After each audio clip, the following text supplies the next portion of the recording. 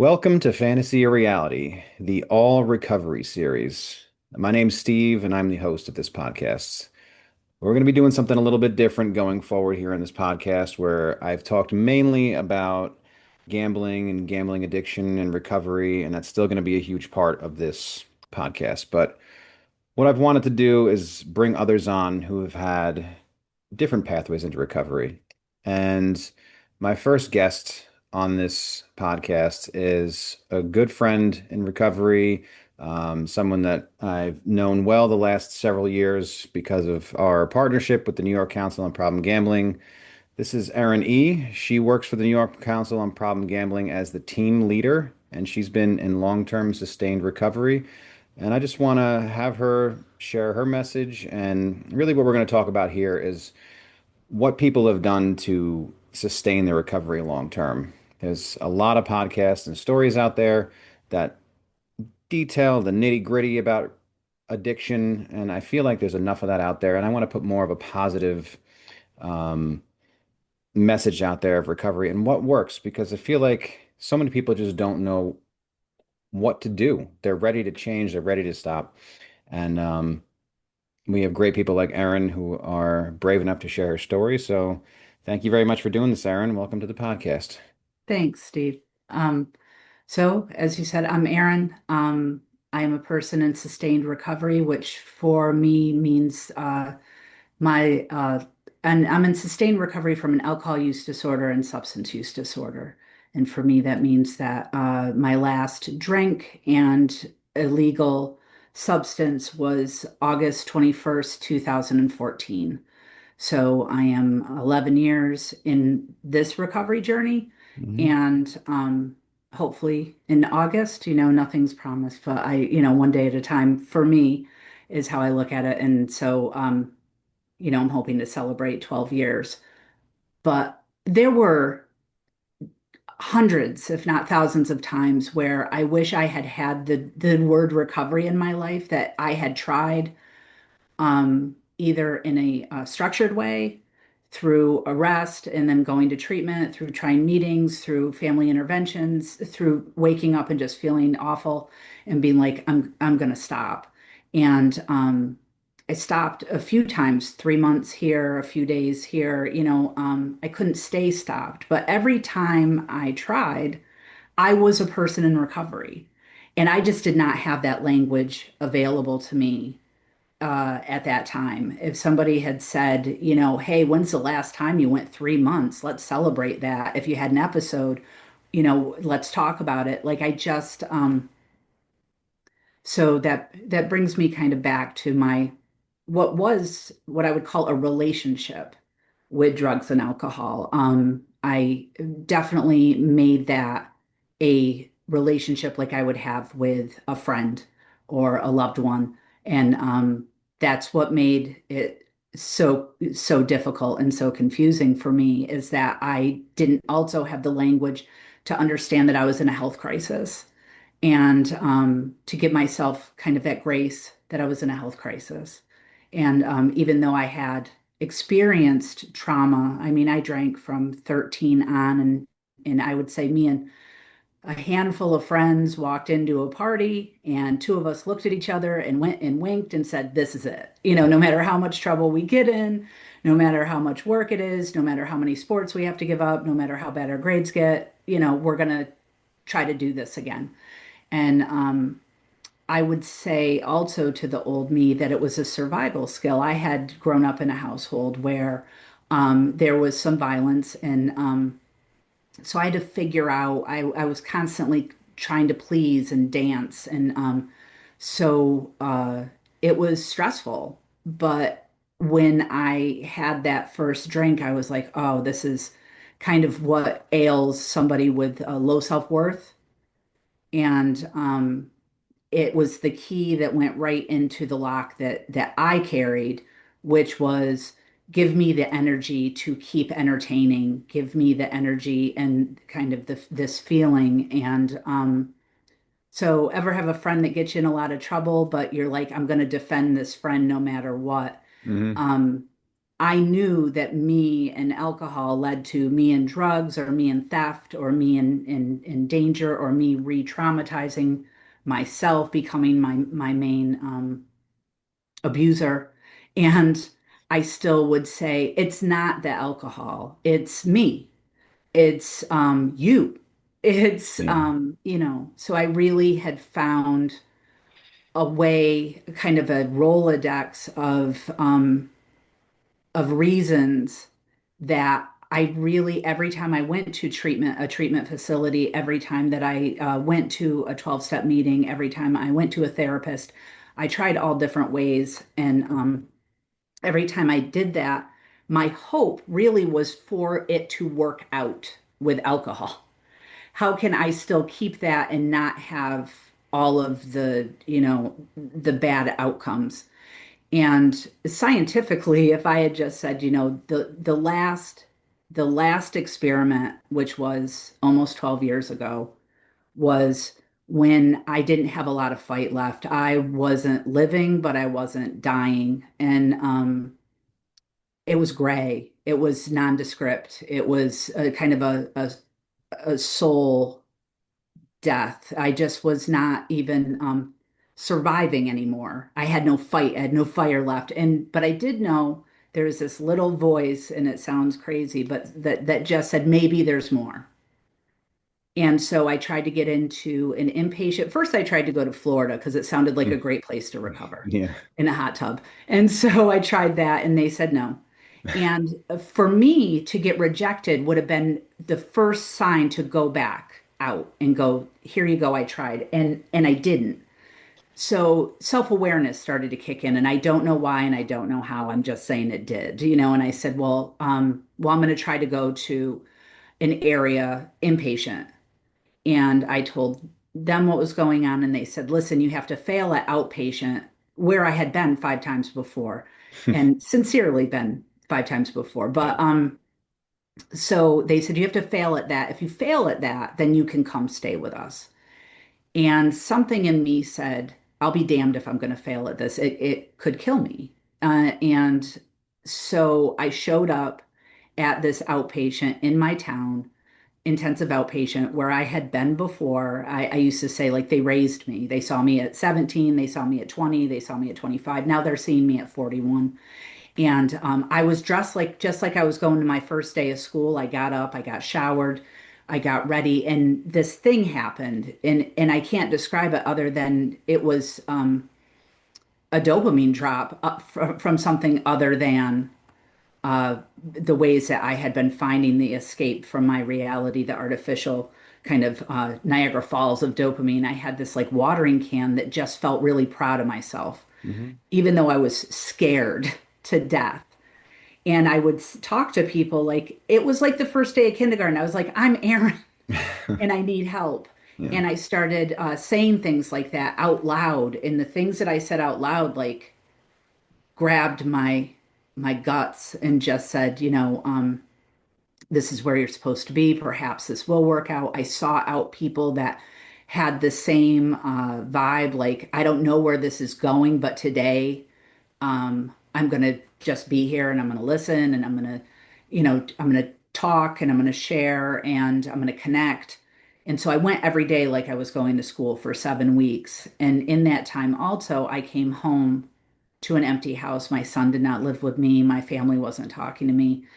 And I thought, I'm still showing up, and nobody's here putting the red carpet out, like all of these things that were very unlike me. But I was like, maybe this is the real me. Maybe this is my character. Maybe when I'm not afraid, or when I've got this place that I'm in is where I needed to be. But I was so afraid that the window would shut. Like, I have to really um keep learning about myself before the devil finds out, Yeah. you know? And it was a healthy fear of losing my motivation. And again, I started reading about myself as a health patient, as having a health crisis. I started talking to my counselor. I started going to, because I was home alone, I started going to AA and other 12 step. I had friends that went to NA, and I said, I'll go, I do drugs too. Can I go to that group? Yeah. And then there was a Christian-based meeting called Celebrate Recovery. And I said, it was at a soup kitchen. And I said, can I come? I just needed to be safe. I just needed to be safe. And I really love awful coffee. So it was, Well, that's so the I place to went. go for the awful coffee, that's for sure. Right. I just went wherever I could, wasn't bouncing around my house because I was learning to reacclimate to my house, to be like, oh, I eat off of a plate. I go to bed. I put myself to bed. There were things that didn't make me feel bad about myself anymore. It made me feel really fascinated.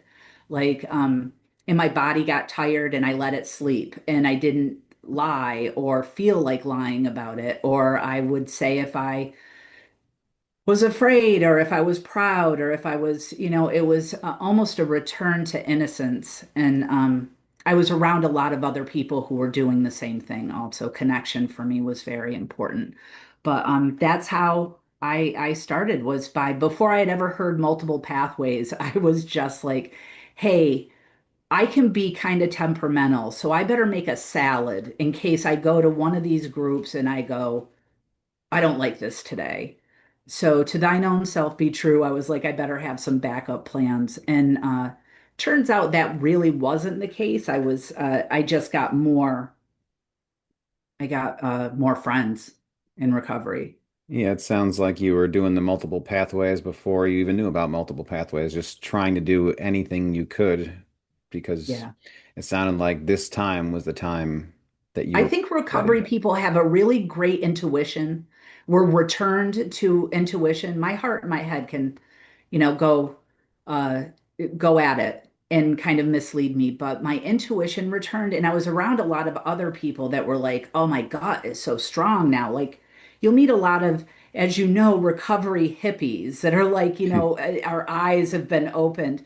And it's the same world that everybody else lives in. But when you're forged by fire, you just kind of go, did you know that that song played twice when I needed to hear it? Like it's this weird synchronicity. You believe in more. Yeah.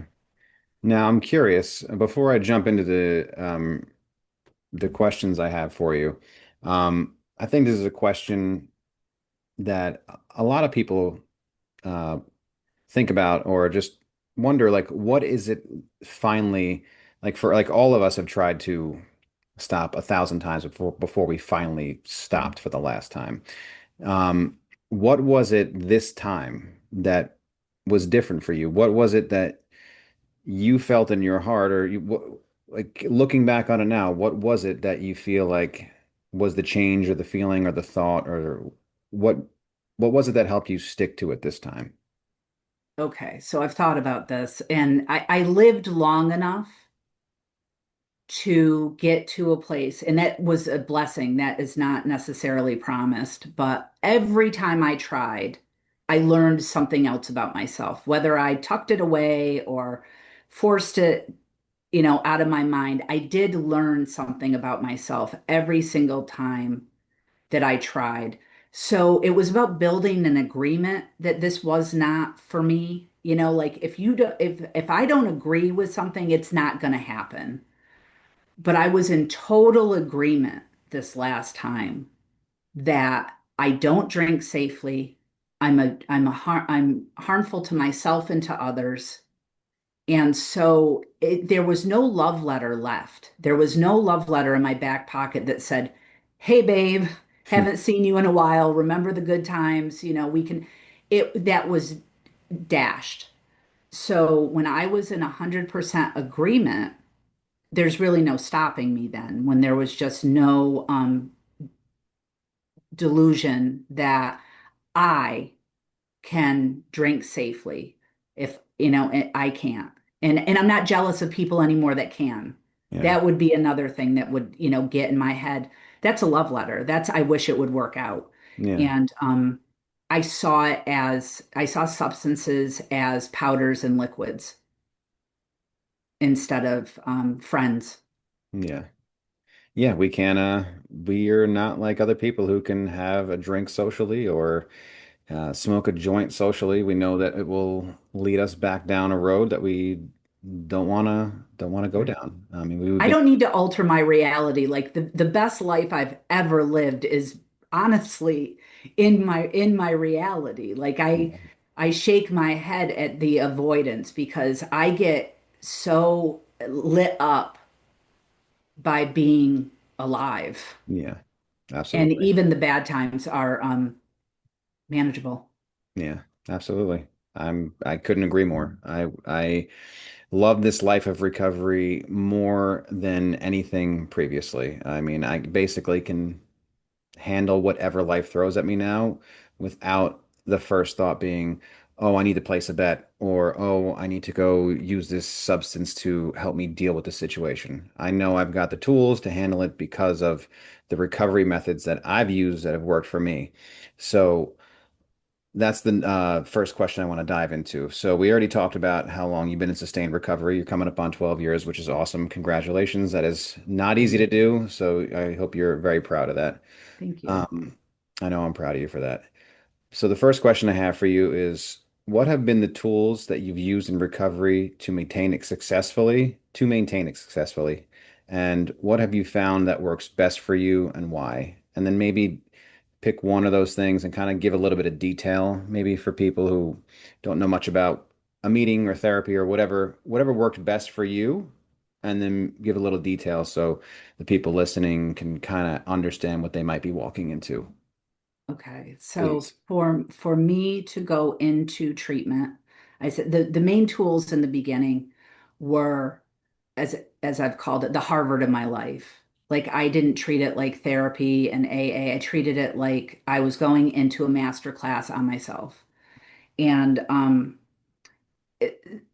selfish in a way I had never been before, where it was just about learning as much as I could, self-awareness, learning as much as I could. So when I went into treatment, sometimes you have to trust people you don't know, Hmm. and it's okay. And it's okay if they let you down or they don't let you down. You know what I mean? I just started to see people with a kinder light. Like, I'm capable of that. I'm capable of not being able to be present right now. So I would be like, I can forgive and I can also be forgiven. So I had to pretty quickly trust my counselor in a way that I had never trusted anybody before. I became a truth vomiter. And when I say the truth, it was no longer the truth about you, it was only about me. It was never like, what about you? You do this and you do that. Like that was just lifted from me. It was only about my my role in anything and how I got where I was. But I will say that a 12-step program for me um, meant the world. Now, I would say be accountable to anybody. If you say, I go to the gym and if I show up half-assed, I can't work out and my buddies are mad, like you're accountable then. You're accountable to fitness, you're accountable to physical health, you're accountable. For me, I had to say, I took every coffee commitment, not because I like making coffee, but Yeah. because I knew myself. And I said, I will not go to this meeting if I don't have to get there early, make the coffee, and greet people. What would be my biggest obstacle? What would be my biggest chance at not making it? So I would do the opposite. I would take that commitment and I would listen and I would listen with kindness or I would share in a way that like they took my uniquity instead of me being like, if you were me, you would drink too. If you were me, you would do drugs too. Um, that was no longer useful for me to be like a part of the world felt amazing. And they taught me lessons. I need a recipe. I'm that kind of person that needs a map or a recipe. And someone said to me, you can take what you need and leave the rest. That does not mean to, go in and uh, crap all over a meeting. It meant, can I sit and disagree and still come? because I would take things like that, like, oh, if I don't agree with how someone's acting in this room, then I just won't go anymore. Mm. Instead of being tolerant, it taught me tolerance, and it taught me service, and it taught me pause, like wait a day before you, because I was still on Facebook, and I someone would say something that I thought was hurtful, and I'd go, why I am bound by this program to wait 24 hours before I say anything. I had a sponsor who I called and talked to and worked through these steps. And when I say take what you need and leave the rest, for me, I said, I'm going to tell everything to my therapist and I'm going to still work the steps and trust this person. But I mean, I still fashioned certain things in a way that made me feel safe, that still made me feel like I was following the recipe, but maybe you know, still making it something that looked like my life. It had to look like my life, or it was not going to be sustainable. So I did 12 step. But then I would say the most miraculous thing that happened to me was a friend of mine from childhood. I bumped into her in Target and she said, I am going to be the executive director of this thing called a recovery center. And I was 3 years into recovery, working a job that I really liked. I was doing things that I had never done before, which was it's not the job that I want, but it's the job that I got. And I show up and I do my best. Hmm. My son doesn't move home, but I'm still always available by phone, and I can and we have dinner once a week. Like not everything went my way, and then other things did go my way. So am I a good winner and am I a good loser? I had to find out like, does winning make me think that I've got it? And does losing make me think that it's not worth it? And I tested myself until one time, something happened in my life. And a few years ago I got breast cancer and I said, when did something like this would happen and I don't even consider having a drink? Isn't that awesome? Yeah, Like it doesn't even absolutely. seem like a solution. What would that do? If I had been in the grips of my disorder, I would have never caught the cancer. I would have never been physically taking care of myself. Yeah. So, which I did, and I'm fine and I'm healthy. And so anyway, I'm talking in circles. My friend says, I'm opening a recovery center. Will you come volunteer? I like your recovery. I think you're doing really well. Would you come do a women's group? And I thought, I'm anonymous. I don't want anyone to know because then they'll be waiting for me to have a return to use, right? I didn't know if I really trusted me or my community, even though in my recovery, I had to go to social services, I had to go to food banks, I had to go do things that really put me back in the community. And instead of feeling ashamed, I felt really proud of myself. Yeah. Um, so I went to the meeting that she had on the vision team for a recovery center. And I said, yeah, I'll do this women's group. And I did have some issues with my 12-step program, being kind of worried about this other way. And I just said, I love you guys. You saved my life. We're family, and I'm going to do this anyway. So I didn't feel like I had to choose. And I went there and we started doing things like having a women's group, going mountain climbing, watching movies about stigma. And I started hearing these words, recovery and multiple pathways. And it was all the things that spoke to my soul. I was like, yes, this is it. And they got a grant and they hired me. And I left my job that I really did a really good job at and I showed up all the time. But then I got this job to work with it, to be a certified recovery peer advocate, which I had never heard of. And they sent me to Buffalo to go to class. And they encouraged me to go back to college. And they were like, what is, you've got 3 years of recovery, you go to all these meetings, you do all this stuff, but what do you want? And that's where the next part of your question comes in. I had to start finishing things that I had started before. I had to go back to college. I didn't have to. I was like, I want to finish this. I started it. I want my son to see it, and I want to finish this. Yeah.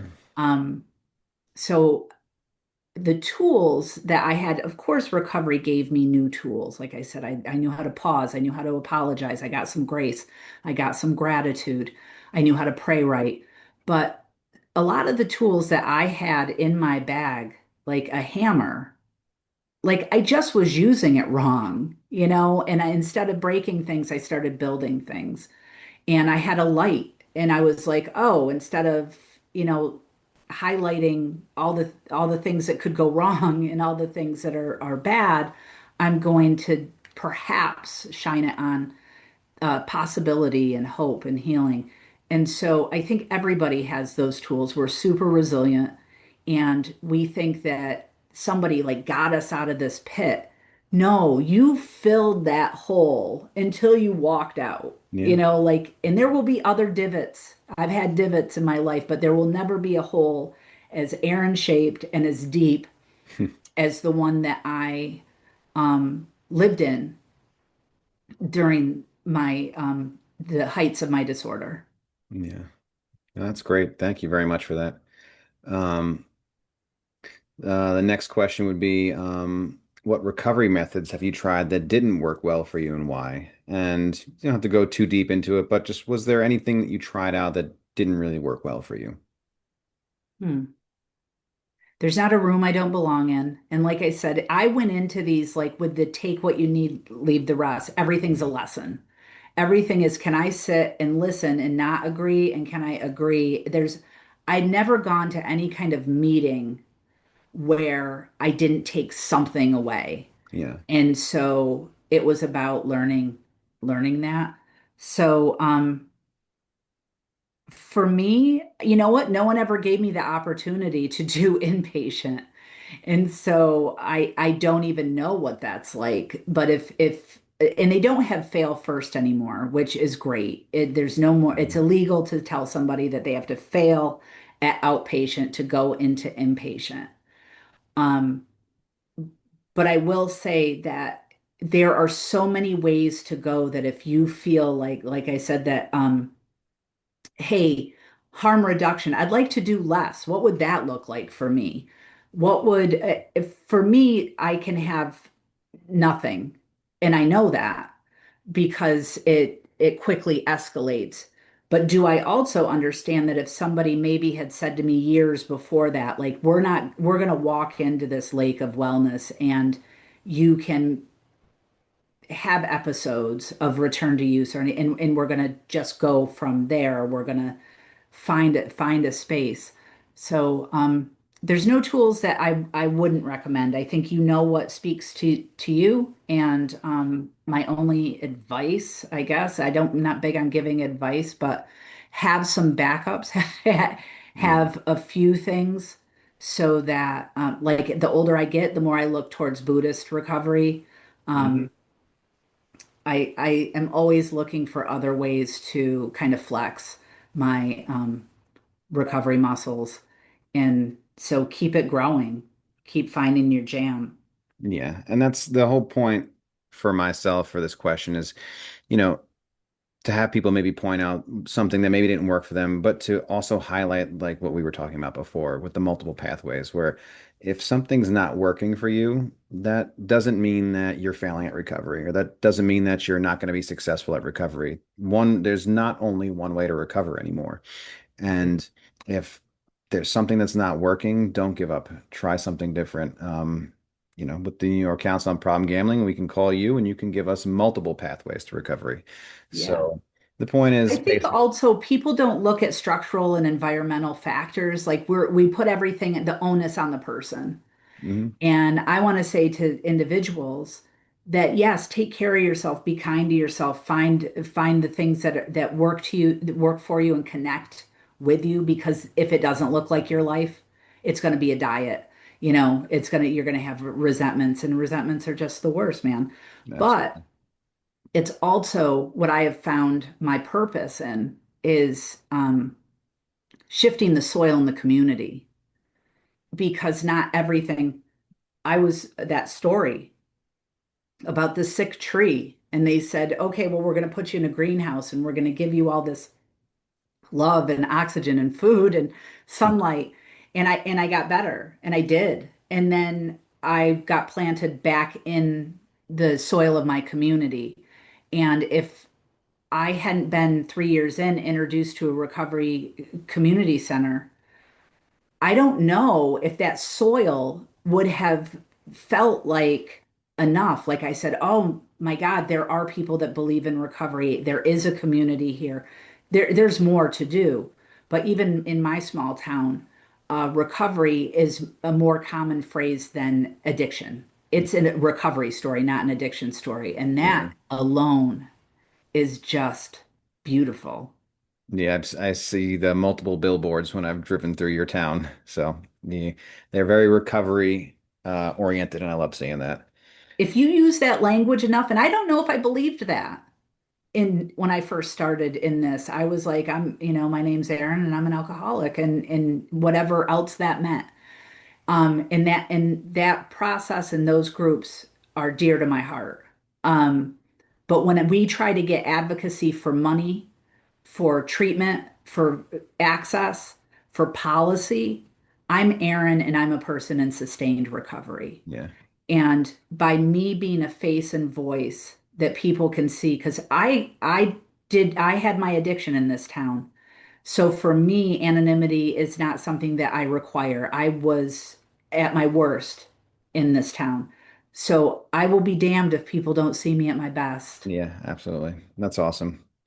Um, so that will now lead me into our next question. So aside from your recovery tools, what have you done to rebuild your life and restore purpose and meaning? Like I said, I took on, I was very encouraged to go back to school. I worked at a place that said, we will support this. So I went back and got a 2 year degree in chemical dependency. And I was like, oh, that's what I think I want to be. My recovery made me feel like everything that I had been through had led me to that place. Like I never knew what I wanted to do. And then all of a sudden, I very much knew what I wanted to do. But when I wasn't in school, I had this kind of little dip in my feelings. I was like, am I depressed? Am I, what is this? And I realized I loved education. And so I went back to online. I did everything online. And that for me was amazing because I don't think I have the best attention span. And so it was a discipline that I was really proud of myself and I kept at it, and it took me a little longer than the average bear, but I ended up getting my bachelor's degree, and I worked for an agency at that time before coming to work for the Problem Gambling Resource Center. I worked for this recovery center, and they sent me to every training known to man. You're going to learn about medication. You're going to learn about trauma. You're going to learn about you're going to go work at treatment court. You're going to work in the jail. You're going to work in outpatient. I got to be in all of these spaces, and I just really was on fire with purpose about being this person that said, um, you can do it. What can I do to help? And then when that kind of I felt like I had done a lot in that area. My son was like 23, and I had this really good relationship with the Problem Gambling Resource Center and the New York Council on Problem Gambling, and they had a job opening. And I thought my next challenge is prevention.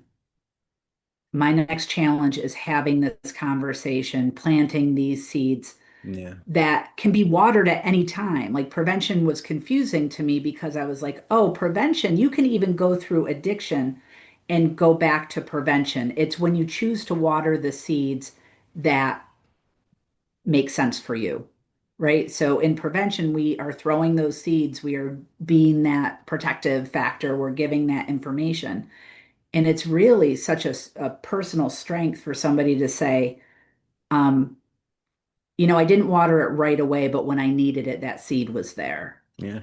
And so I have also found so many of my friends that walk the same path like you in such a community where we're all joined together in this recovery community. And so I still get to be very much a part of a recovery um, mission, kind of a Yeah. recovery movement is what Yeah. I would call it. That's awesome. So that actually perfectly leads into the next question, which would be, um, what has worked for you to sustain long-term recovery? Because essentially, for a lot of us when we talk about recovery and changing our lives and rebuilding, purpose and just, a lot of it's focusing on the first year, the first 2 years. Like, what do we do to put out the fires? What do we do to rebuild a life? Okay, great. The two of us have been in sustained recovery for a long time. We've done the hard work. We've gone to meetings, therapy. We've learned about our addiction. We've done everything we could to rebuild our lives. Now we've done that. So now for the person who's got several years in, and they've rebuilt their life, right? You hear about it, unfortunately, too many times where someone's got 5 or 10 years and then there's a relapse. Mhm. So, for people like us who are successful right now in our recovery, what has worked for you to sustain your long-term recovery? It's going to sound cliche to say gratitude, but I keep it green. Like if I start talking about how it was, it's it's right here, you know. Yeah. Um, but for me, like I said before, recovery for me is a discovery journey. So I continue to find myself fascinating and I find other people fascinating. So I took care of the thing that was going to absolutely wipe me off the planet, right? Um, so now if I have an energy drink and I go to grab another one, my whole life is like an episode of Law and Order. I'm like, chung chung, why did I do that? Or I'll Uh-huh. go, Yeah. like, did I order that off of Amazon because I need it or because I need a hug?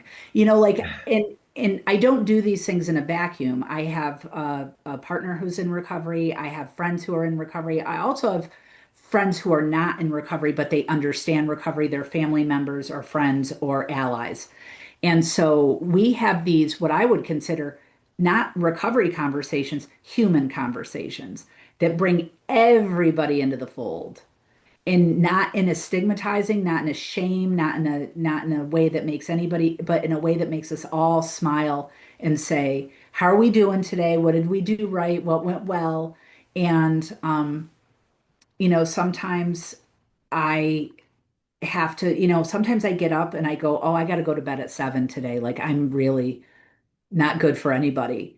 Yeah. And I laugh. I laugh at so much. I trying to get boundaries or driving or things that everybody goes through. Um, I will do this thing where I like zip up and I'll picture things bouncing off of me. Like I have made my life in my mind this like cartoon strip, but it makes me feel a part of. It makes me feel like I'm a part of. I'm okay being a grain of sand on the beach of humanity. I think before that wasn't okay with me. Now I'm like, oh, that's big picture. That's beautiful. Yeah. And so yeah, it's more of the gratitude and I will say self-awareness without shame. Um, acceptance always like I said, I laugh at the that are now. It doesn't mean I don't try to fix them. If I'm in debt, I don't laugh for a really long time. I go, oh, I have to figure out why I'm doing the things I'm doing, and I Hmm. have to talk to somebody. And now my board of directors in my life is no longer like Jim and Joe and cousin Sue. And, I make sure that my board of directors are people that know what they're talking about when it comes to law or money or health or whatever. And then my family and friends get to be my family and friends. So this is a 12-step phrase, but easy does it, but do it. Yeah. So I'm self-aware, I acknowledge it, and I accept it, and then I take action. Yeah. I find that to be one of the great things that I've gained from recovery is being able to be I'm so much more self-aware when it comes to anything. It doesn't have to be, gambling or, drug use or anything like that. It can be as easy as if, like just eating too much of something or using like taking too many halls in a day. There was a time period where I recognized I was taking like 10 to 15 halls a day and I'm like, why am I doing this? Am I just like bored and I'm just throwing these things in my mouth, or is it really necessary? Am I really coughing, or am I just, reaching for something to throw it in my mouth because I'm bored, or using it as a breath mint or whatever. So I recently stopped really using, halls. I essentially just like, now if I'm going to take them, I'll throw like two or three in my pocket, and then that's all I will have for the day. I don't have a bag in my bag anymore. It's like where I just will can mindlessly grab them.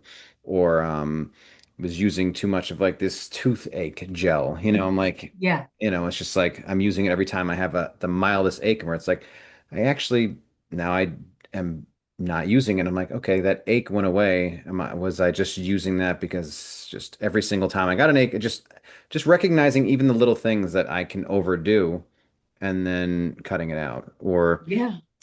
last night, Kelly, my wife, had gotten a bunch of cannoli chips.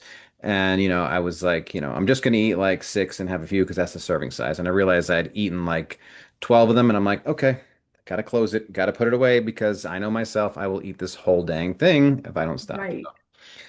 just being aware of stuff like that. And then also, like you said, not beating myself up, not having shame, being like, oh, well, see, here's these old behaviors again. It's just, no, I'm aware that these things can happen and just make a better decision going forward. Okay, I ate too Right. many cannoli chips last night. I won't do that today. Yeah. I know now that I can do hard things, right? And so I'll be like, well, in its time, like, is it time for me to take on coffee? Or is it time for I know because I am self-honest and I am a goal getter. So when it is time, I also get really excited about the outcome, not just the discovery process, but when I start to budget. And I'll just say to people, like, when I say in early recovery, I was a truth vomiter, same to this day. People do not want to know everything that's on my mind, but if you're in my circle, you probably do. Yeah, Because the minute I share, there's this thread that I've found that attaches all of us. And there's this knowing laughter in the room where we all go, yeah, me too. yeah, Even if it's not the exact same thing, it's the same. yeah. You can completely identify. I just went to a meeting at New Choices recently. It's a recovery center here in upstate New York, for those of you that are listening. And I have a relationship with one of the clinicians there. And he had asked me to come speak at his group, and it's an all recovery group. And I shared my story, um, and my recovery, and everybody's in there for different things: drug use, alcohol use, gambling, just different things.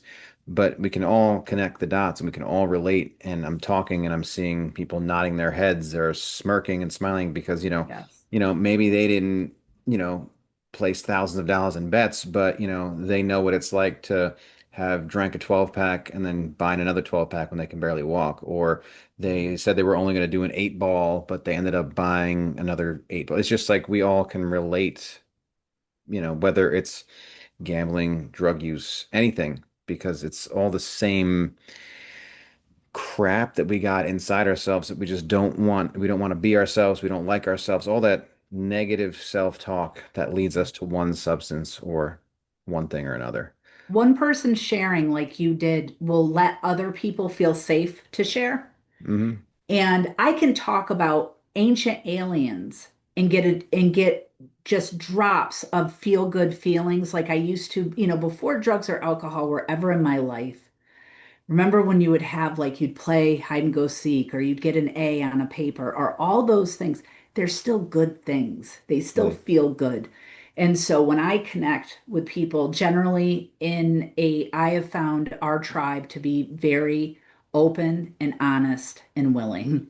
Yeah. So when you are in those spaces, I've gotten people that are outside of there to open up with honesty, I'll go first type of thing. But when you do the whole me too, I get it. Um, and that shame and stigma is down. It's like, it's so powerful. It's that I want to feel this way. This is better than all of the other stuff. This feeling of connectivity, of humanity, of hope, is just such a great feeling. And it's powerful in change. Yeah, absolutely. Which, again, perfect segue into the last question I have for you tonight. And thanks again for doing this. Um, what words of encouragement or suggestions do you have for someone just entering recovery or may be currently struggling? I know you said you don't like to give suggestions, but or advice, but I'd love to hear any type of encouragement or suggestions you have for someone who's just entering recovery or maybe struggling. I have a couple of things, and one that is typical of me, which is more of a metaphor. But I would say to anybody, you're worth it. You're stronger than you know. Keep going. Um, but in that, and find what looks like your life. Fight for that. Fight for that part, and that you can say, I want this in therapy, and I want this kind of group, and I want this like I started fighting for the right things. I knew in my gut what was going to be sustainable for me, and it's been going pretty good. But the metaphor that I would say I came to realize early on when I first got that volunteer gig at the recovery center before I got hired, which was we all started climbing mountains together. We were not the most athletic group of people. Some of us were still smoking, Hmm. and Yeah. still, drinking a lot of coffee but we were like, we're gonna go climb a mountain. And there's a lot of mountains in the area that I live in. There's a lot of places to go and climb a mountain at various levels. But when we did it together. There was always somebody that had been there before to help. We made sure we had the right tools. We had water, we had directions, we had a flashlight, we had a peanut butter sandwich. Yeah. Um, I remember having to stop and this kid being like, "You can do it. I'll wait with you. Don't worry that they're going ahead." So it didn't go in a straight line either. We didn't start at the bottom of the mountain and just pop up to the top. Yeah. There was a lot of twists and turns. There was a lot of rest stops. There was a lot of water. There was a lot of leadership and also fellowship. And we got to the top and the view was amazing. And I think that everybody saw something different, even though the view was really incredible. And you would have said, well, you're all at the top of the same mountain. Um, we all got there together, and there was going to be nobody left behind. So I cannot say enough about finding a tribe and trusting. Sometimes you got to trust people you don't know, Yeah. and knowing that if you are in a like-minded community, such as recovery, that you are all going to make sure everybody gets to the top, and then ask somebody what they see, and then tell them what you see. If nobody asks, tell somebody what you see from that view. And I guarantee that that will just be the beginning of the mountains you climb. Because somebody said to me years when I was struggling, like, prayer will move mountains. And I would pray and I would pray and I would pray. And first of all, I didn't pray right because I prayed like I was asking Santa for gifts, but I would pray. And guess what? The mountain never moved. But in recovery, I moved. I moved. I went up the mountain. And I'm not extraordinary. I am just a regular person that surrounded themselves with people that wanted me to win and gave me respect and information and space and kindness. And so go get those things and climb those mountains. Ah, Aaron, that was awesome. Thank you very much. That was a perfect way to end it. Great metaphor. I love it. Um, yeah, that's the thing with recovery. It's like we all stick together in one form or another. Some people are going to be at different points of the journey than we may be, and it's all right if it takes us a little bit longer or a little bit quicker. Yeah. But we're all striving for the same goal. And yeah, when you get to the top, we all see this same beautiful thing, this life of recovery.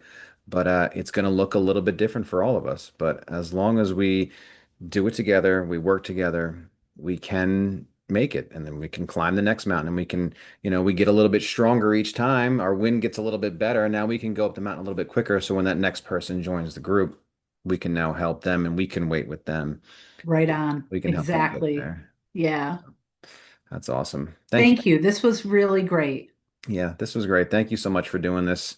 And thank you to everybody who was listening or who has listened to this podcast. And I appreciate anybody who's been here since the day one. And thank you so much for Aaron for doing this. And I look forward to hearing your responses. And if anybody wants to reach out to Aaron, let me know and I will pass along the message.